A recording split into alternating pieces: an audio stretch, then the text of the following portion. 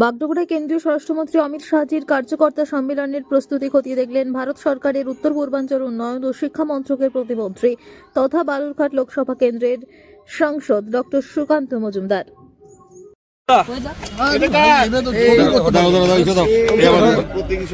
সন্দেশখালী কাণ্ডে পুরস্কারী কি পদ কোথাও গিয়ে কি ভোটের আগে বাঙালি কমিশনারের মধ্যে কোনো রাজনীতি লুকিয়ে থাকে? দেখুন, প্রথম কথা হচ্ছে এই সুপ্রতিম সরকার যখন সিঙ্গুরে মমতা বন্দ্যোপাধ্যায়ের আন্দোলন চলছিল, কৃষকদের আন্দোলন চলছিল, সেই সময় এই সুপ্রতিম সরকার, যিনি বামফ্রন্ট সরকারের অত্যন্ত কাছের একজন অফিসার ছিলেন, বলা ভালো কোলের অফিসার ছিলেন, তিনি কৃষকদের উপর লাঠিচার্জ, মহিলাদেরকে ভ্যানে তোলা, এই ধরনের কাজ সিঙ্গুরে করেছিলেন।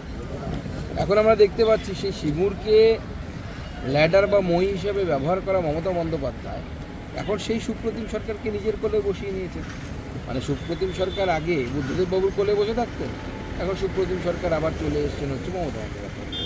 বিনীত গোয়েল আবার মূল স্রোতে, কোথাও গিয়ে কি সেই তিলোত্তমা কাণ্ডের প্রভাব নেই বলেই তাকে আবার মূল স্রোতে ফিরিয়ে আনা হলো? এখন বিনীত গোয়েল একজন এমন একজন অফিসার যার বারবার ধর্ষণ কাণ্ডে যার ভূমিকা নিয়ে বারবার প্রশ্ন উঠেছে। কামদুনি কাণ্ডের ইনভেস্টিগেশন তিনি করেছিলেন, সেক্ষেত্রে উচ্চ আদালতে অভিযুক্তরা ছাড়া পেয়ে গেছে এবং তারপরে এই যে আরজিকর মামলা, তাকে সরাতে বাধ্য হয়েছিলেন মমতা বন্দ্যোপাধ্যায় সরকার।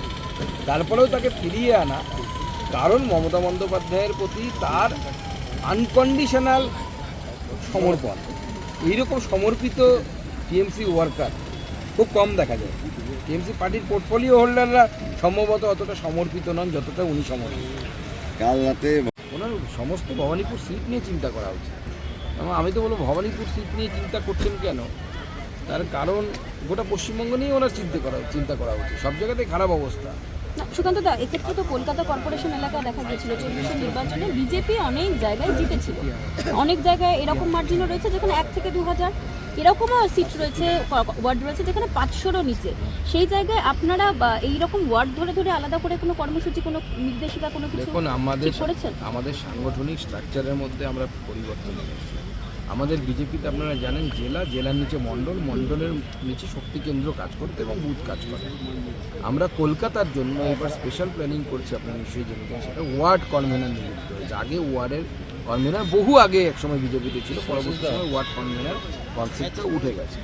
স্বাভাবিকভাবে বিজেপির প্ল্যানিং বিজেপি সেই মতোই চলছে এবং আমরা বলছি যে কলকাতাতে আমাদের যেটাকে রাজনৈতিক ভাষায় প্রেসিডেন্সি জোন বলা, সেই প্রেসিডেন্সি জোনে বিজেপির মাত্র একজন সাংসদ, একজন এমএলএ, সে হচ্ছে ভাটপাড়ার আমাদের পবন সিং।